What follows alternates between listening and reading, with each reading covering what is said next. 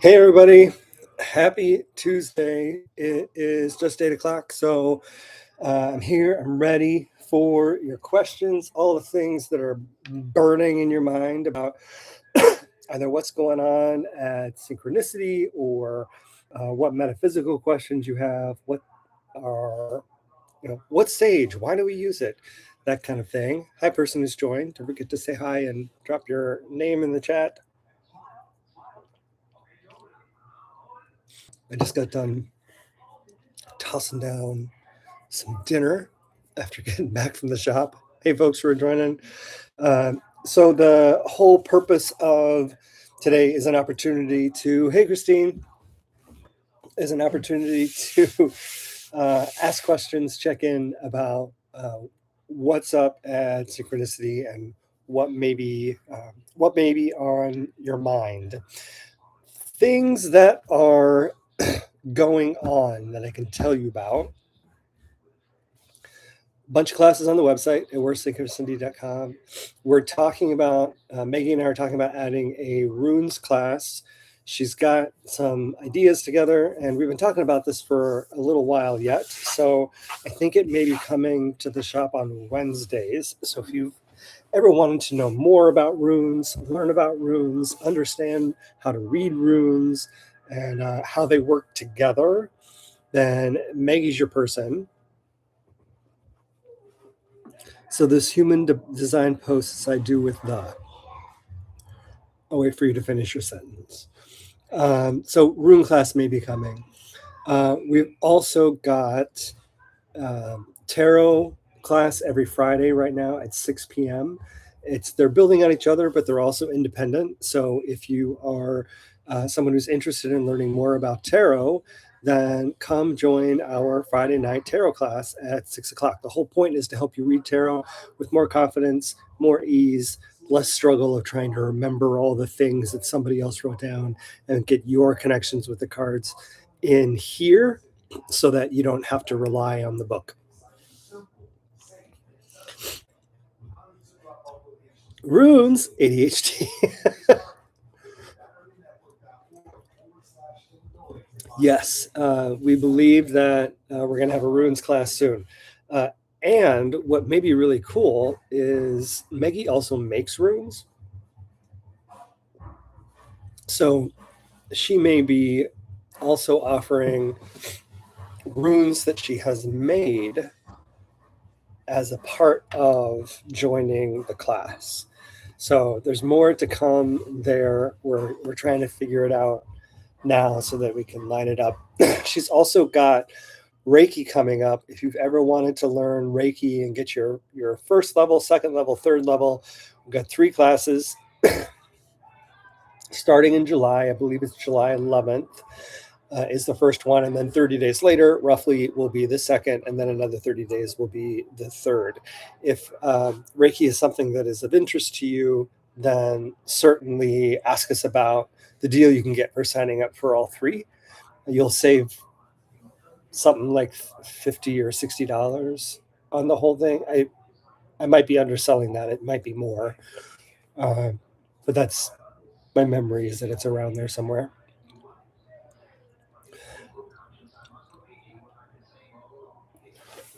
I've also noticed that while I do this at 8 o'clock, it seems like 8:15 is when people start showing up. So I might start changing the time. We'll see yet. I don't know. 8 o'clock is kind of the best time for me to be here and check in with everybody.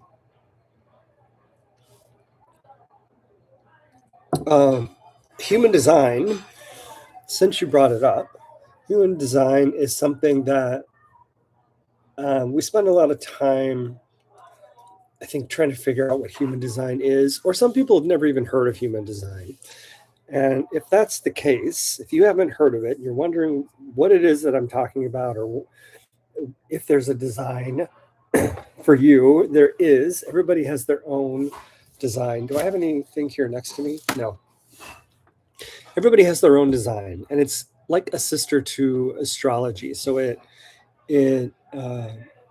includes your birth date, birth time, birth location.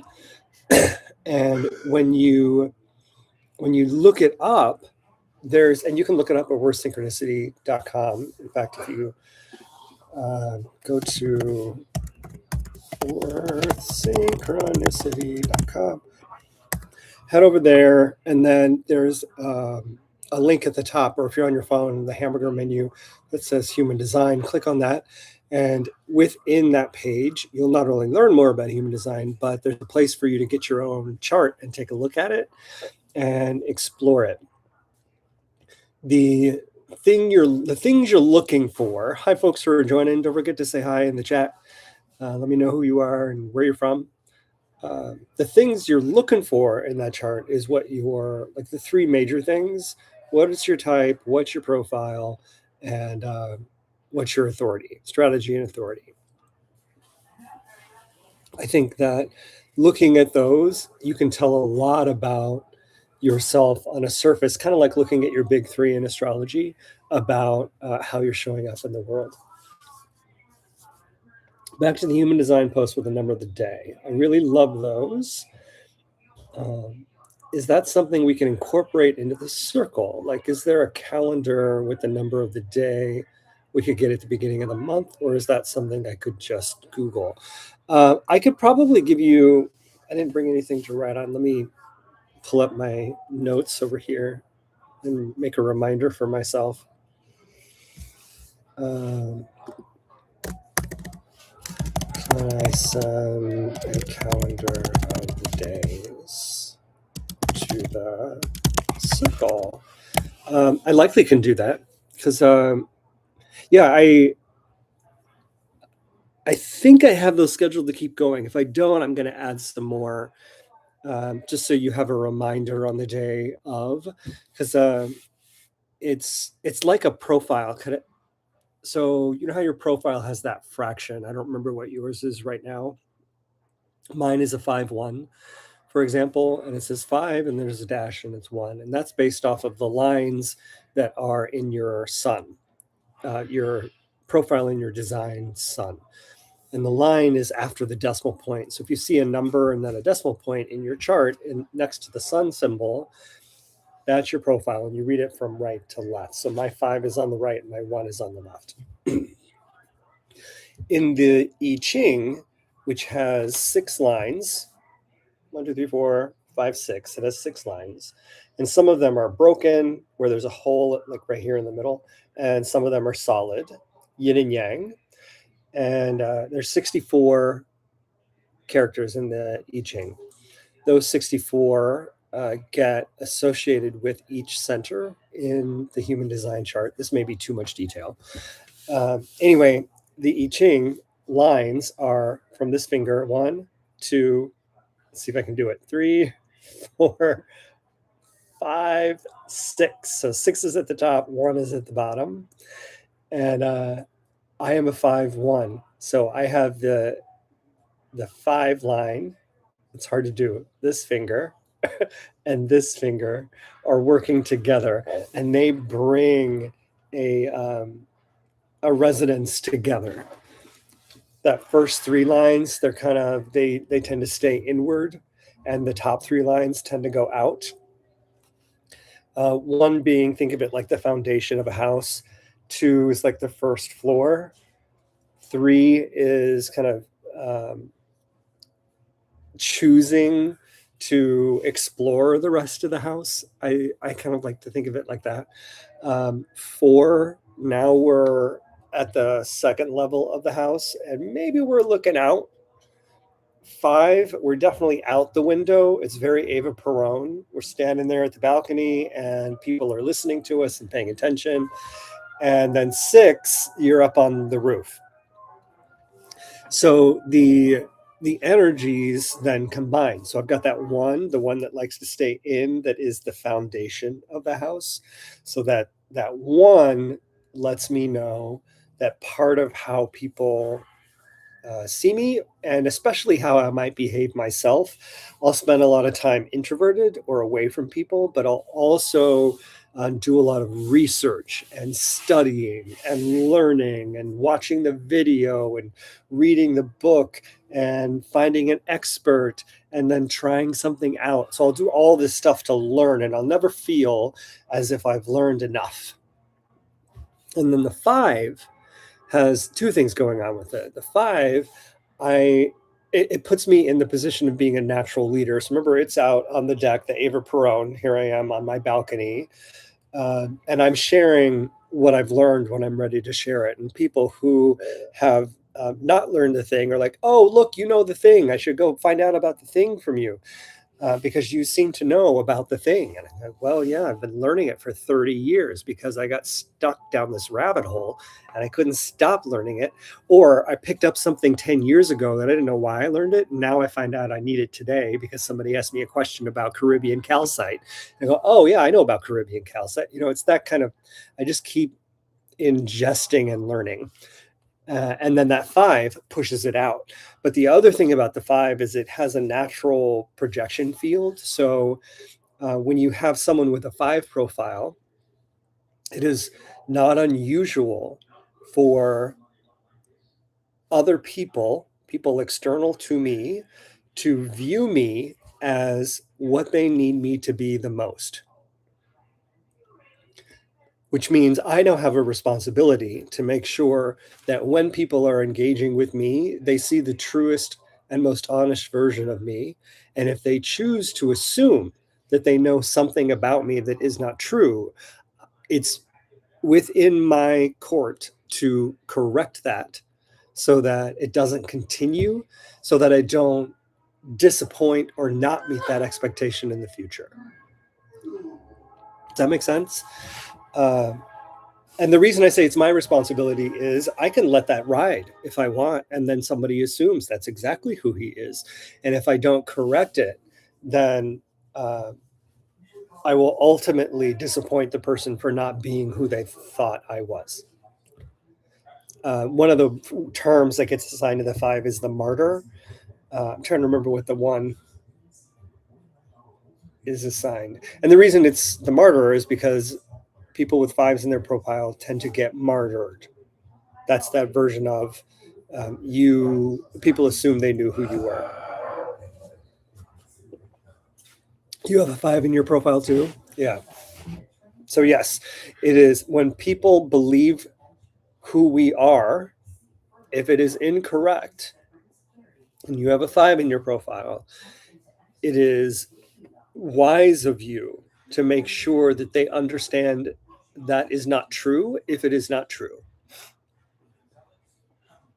And your strategy and authority, which I also mentioned is important, will let you know if it's time to tell that person or not. And most of the times it'll be like a record scratch anyway, and you're gonna be like, yeah, that's not it. That's not me. I'm so happy you see me that way, but no, that's not what I do. So here's a great example. I was working at another job, and that job believed that I was a certain type of person in a role. I was really good at project managing. I was really good at leading, and I was really good at moving forward things. But they believed I was going to work, the person who hired me for it, I was going to work like them and not like myself. And they wanted me to be a specific type of leader, and that's not who I was. So the more I leaned into who I was, the more they got frustrated with how I showed up. And it eventually, I wouldn't say it bit me in the ass, but we found out we weren't right for each other, and it was time for me to go. Because I stayed true to myself, but I also didn't correct them and say, no, that's not me, when I knew something was wrong. Hi, third person who's joined. If you have a moment, feel free to drop your name in the chat, say hi, so I know who you are and where you're from. You have been very unwise. No, you just might not have recognized the pattern or the behavior. You are an incredibly wise person. At least I believe you to be incredibly wise. So if you're not wise, it's okay. Hi, E. If your name is something other than E and you care to share it, please share away. Otherwise, I'll just call you E.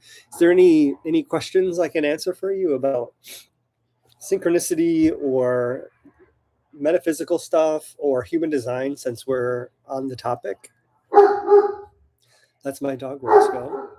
He is playing with his sister Kasha. They are both gigantic dogs. They're a Great Dane Mastiff mix. It's Essence, and the second person is Anita, but she can't use the She can't use the chat right now. Hi, Essence and Anita. Any questions or things you're trying to figure out that you'd like to pass on, either for you, Essence, or for Anita? I'd love to go down the rabbit hole of questions and see how I can help. He's being very chatty today. Normally he's very quiet, sort of. But they've been stuck inside all day because it's horribly hot, and they don't do well in the heat because they're giant. They're Dane Mastiff mixes, and he's 135 pounds and she's 115, and they're just tall, and their bodies. Roscoe likes to lay down in the sun, but he can't stay out there for very long. So I also, while I'm waiting to see if you guys have any additional questions, I'm also wanting to share something we learned in Circle. He says, what are your thoughts on the energy of the full moon that occurred yesterday? Oh, great question. So it was full moon in Capricorn. It's also called the strawberry moon. It's called the strawberry moon because now is generally a time to harvest strawberries. And depending on which tribe was doing that and which part of the country of the first people, then that's where the name came from for strawberry moon. So I don't read into the concept of strawberry moon. It's just essentially harvesting. It's time to pick the things that are ripe. It's time to do something with what you know. And if you add Capricorn into that, then it's the practical nature of it. Do something with what you know in order to achieve what. So that Capricorn strawberry moon is asking us to take action towards some end. There's also a lot of like Mercury went into retrograde. There's a whole lot of other planets shifting where they've been for the last 16, 18 years. So not only is the moon giving us the energy to try and figure out what we should do and to what end, but everything else is going to get shaken up too, like structures, things that will be unexpected. We expect all of that to happen.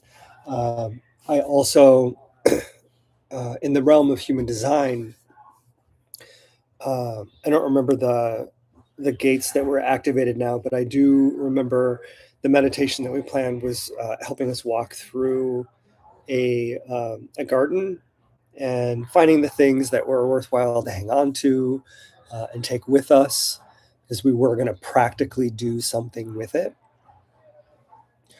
Let me see if I can find my notes on that meditation. Maybe I can.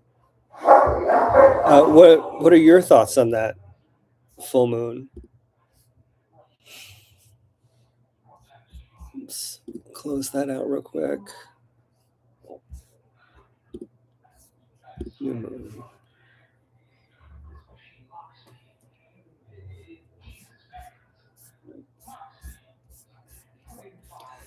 Just double checking my notes. Oh, the garden was the morning meditation on Sunday. That we also had the full moon ceremony at night.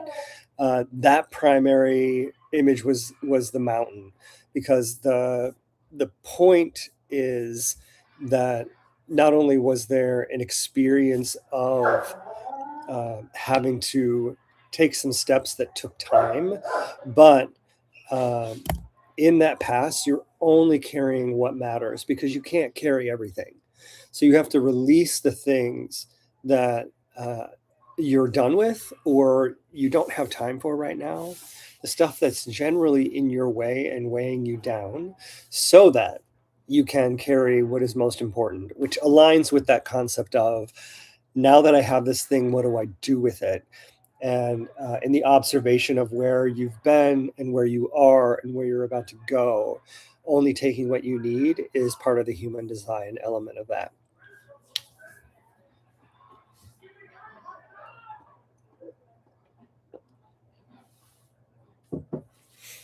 Did you do anything for the full moon yesterday?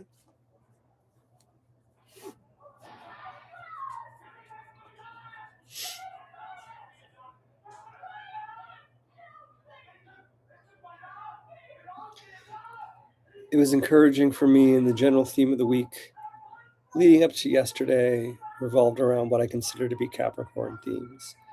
What the moon was encouraging for you?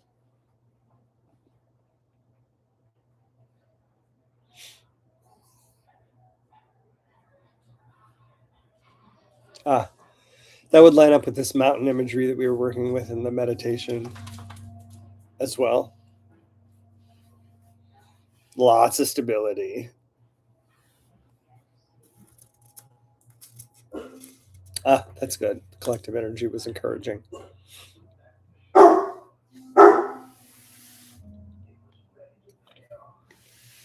you have a practice that you do for the full moon?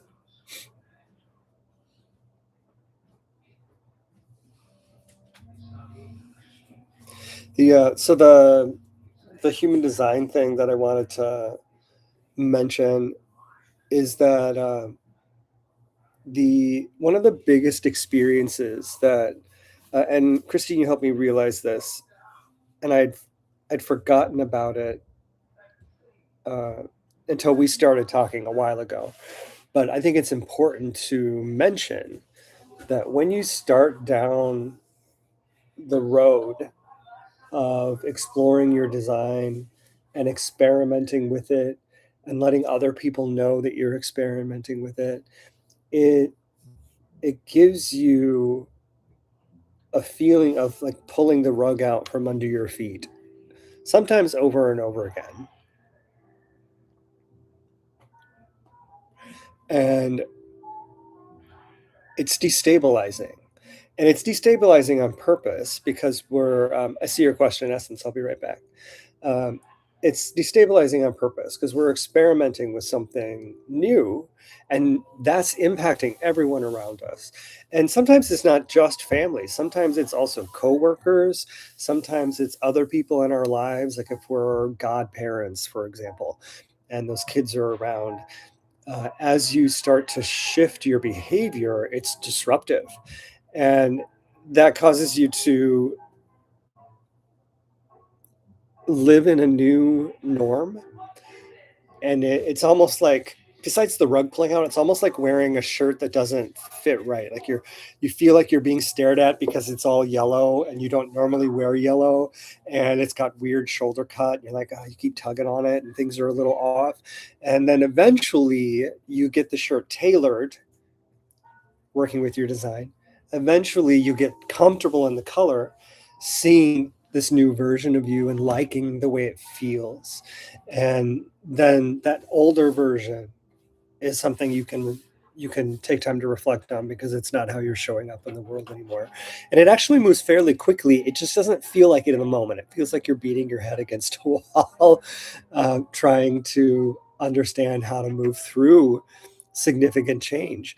But on the positive side, it creates such freedom to finally lean into showing up the way your design is asking you to show up. And it then aligns you into what's right for you.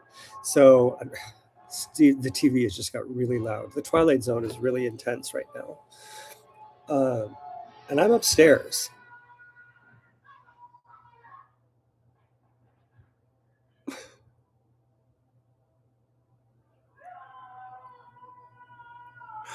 I'll come back to that in a second. Anita would like to know that if you made the tea you referred to in your last segment. Yes, the tea is made. I'm assuming you're referring to Psychic Sip, because I have several teas that I've made. The infusion psychic sip, heart mending, rooted morning, and wellness. And I think there's one called clarity that I haven't made in a little while. If it's psychic sip, yes, I got the mugwort. I got it all made on Sunday. I finally got the mugwort down, processed, it all dried, and I got to mix it all together. So I've already had people coming back in to get it. So I've got to go get more mugwort and get it drying so that I can make some more, because I think I've got eight or nine bags right now, and I need more mugwort.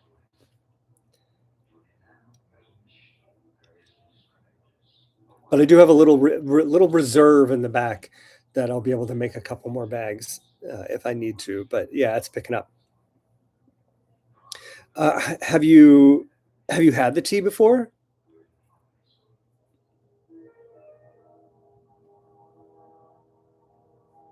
She'll be coming to get one tomorrow. All right. Yeah, it is. Have you had it before? Hasn't had it? Okay. Yeah, it's interesting because that psychic sip was made to do one thing, but I found out that it does two. So it was made originally, and the reason I called it psychic sip is it was meant to help you drop in and connect if you're a reader or an energy worker or healer to spirit source, whatever it is that you connect to in kind of a faster and deeper way, because it's made with a lot of herbs that are used to uh,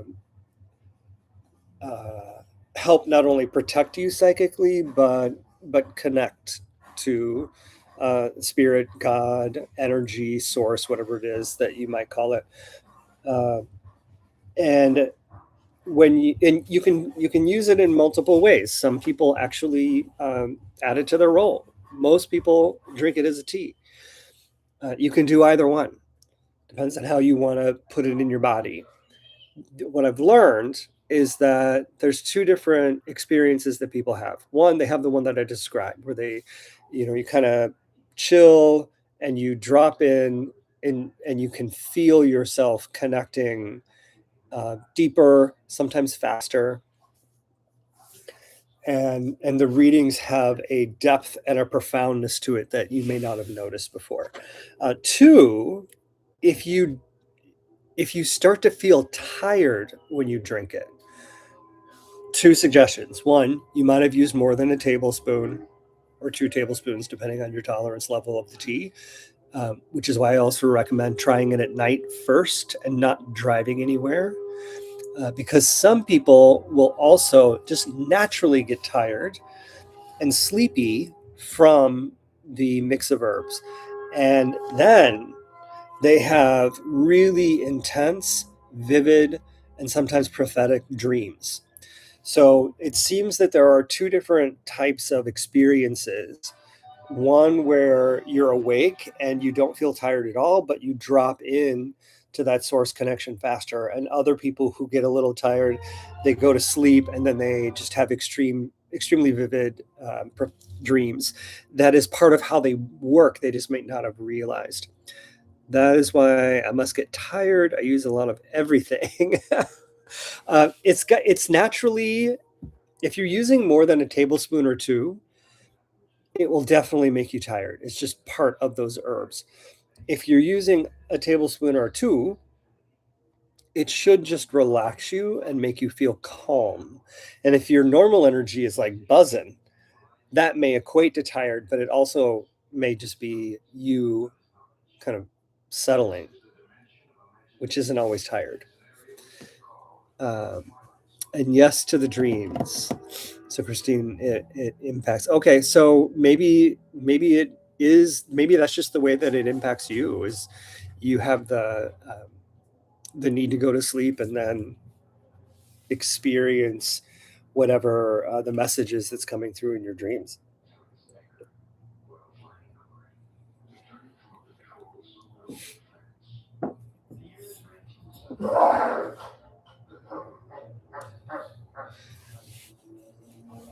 They're not done playing.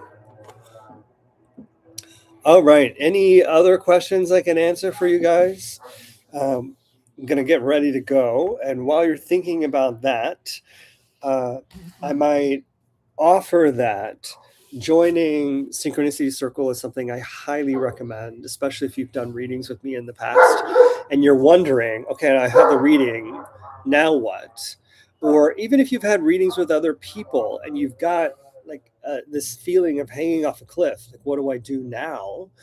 Synchronicity Circle is a great place to come and engage around what it is you're trying to work on and how you're going to get to the next space.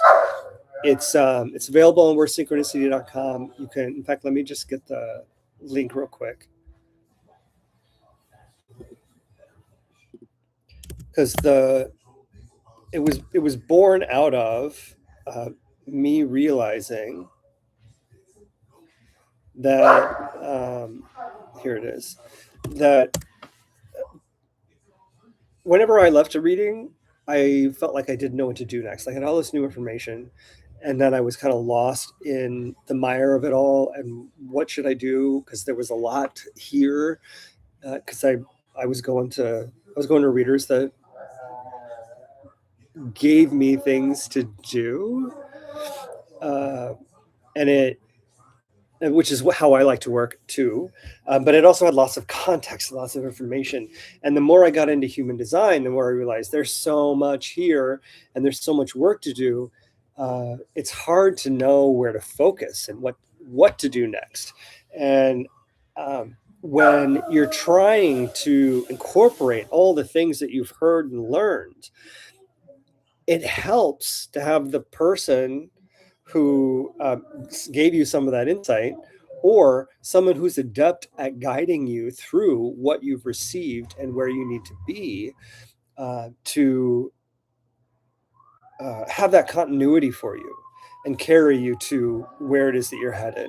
Because like I was saying at the beginning, when there's challenges, or near the beginning, when there's challenges with the people that are around you not fully understanding or struggling with the transition that's happening as you grow, and they maintain either a state of stasis or are shifting around you and aren't quite sure what's going on to them or you fully, it's a little challenging, and the circle gives you a place to explore that, to be around other people who are going through the same thing, and recognize that we all actually have a lot in common. Interestingly, even in our like familial lives, but as we continue on these journeys of growth, as people experience things or discover things or ask questions about things, you realize you have the same question, or maybe you've already had the experience and you have something to offer as a solution, or maybe you both have the same frustration, and having me ask the right question or offer a solution based on the experience I have of doing this for 40 years, uh, it might just be the tool that helps you get to where you need to be. So I highly recommend checking out more about it. Christine said, I'm really getting a lot out of Circle. Thank you. I'm so glad. I'm so glad, because that's why I built it. When I was creating it, not only was I creating it for something I knew I wish I had, but Christine, you were on my mind when it was being built. So I'm glad to hear that it is useful for you.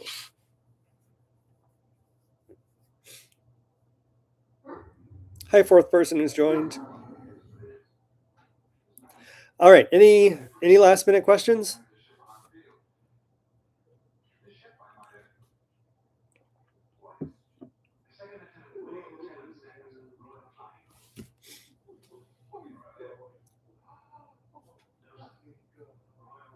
You're welcome. That was my sacral response. If you needed another example. You're welcome, Essence. Thank you, Anita. I'll see you tomorrow. All right, everybody. I hope you have a great rest of your evening. And if I don't see you before the 4th of July, enjoy your holiday. Be safe. And remember, we're going to close at 3 o'clock on the 4th. Hey, SLS. Good to see you. All right, I'll see you all later. Bye bye.